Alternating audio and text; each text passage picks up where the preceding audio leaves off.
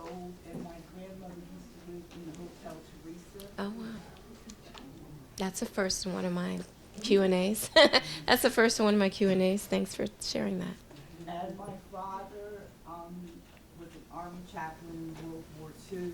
So when I was a little girl, we used to go to the 369th, because he was still in the reserves when I was a little girl. And I have a picture of me on a Sunday afternoon. It's a two-part set where he's standing on a podium, and they took that picture, and then my mother and I and other people and some soldiers are saluting him as he's doing whatever he's doing. So, but some friends and I have been talking recently, some old-time Yorkers, they're 80 years old, and kind of coming to the conclusion that from Military Park to Washington Park, you're crossing an invisible line of Jim Crow. The fact that I say that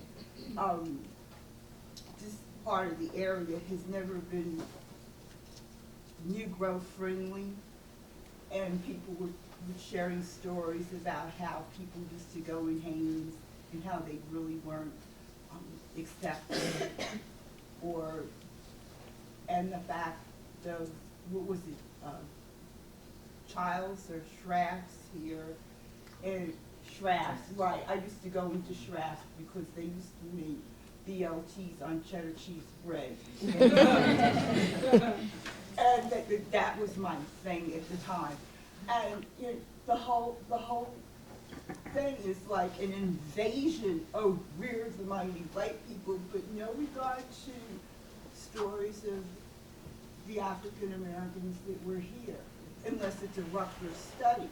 And when you have a Rutgers study, it's sort of, you know, you go through a protocol, but stories of people that are 70 and Like older, yourself. Like this woman here is this woman here is a jewel. Thank you. You are, because you're still here, and I think we need to recognize you. I think for people that have just come, they have no idea what was here and what pride you took. So I say, speak to this lady before you leave. Okay. What's your name? How? Carol? Yes. Thank you. Thank you for coming. Thank you. Mm-hmm. Anyone else? Yes, sir. So I've lived in New York my whole life, and what I think that, you know, what the film brings up and what the struggle is in New York is to have that kind of balanced development. You know, it's sad to see where there used to be beautiful homes, just acres and acres of vacant lots in the city. That is not helping the city at all. On the other hand, we don't want to see that gentrifying of the city and how we have that balancing. So there's a group here fighting for strong rent control, inclusionary zoning, meaning that What's the name of the group? development has 20% Mhm. affordable, and to make sure public housing stays strong. Mhm. And that's what we need to be doing, is fighting for what we can be doing now to make sure that development moving forward respects people that are here, and has a place for everyone to live. Mm-hmm. What's the name of the group? It's a combination of different. Okay. One of the messages in the film that I want people to walk away with is participation, especially now in our climate with our president, and I'm not being many political tones, but it just reinforces that how many people are in this room? 60, 70, I'm not sure. But 80 voices make a difference. And so you have to, this isn't a time to sit back. If it means I'm going to my community board members meetings, if it means I'm going to my block association, I'm not sure if it's city councils, I'm not sure. City council is right. lacking. Right now, they're debating. You have to go. Right. All this is being debated before the city council. And so you have to you have to know who your city council representatives are. You have to write them.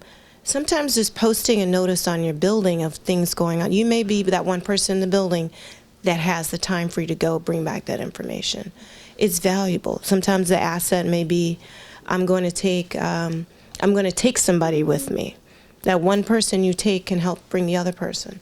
But it's not a time to sit back. So I wanted to make a film that would make you get up and do something when you walk away. And if that means I'm going to be a little more involved, I'm going to listen more. I had questions about something I really want to ask now. I'm going to go to that meeting. Do it. We can't sit back. This isn't a time. You can't hope for someone to do it for you. You're going to have to do it yourself.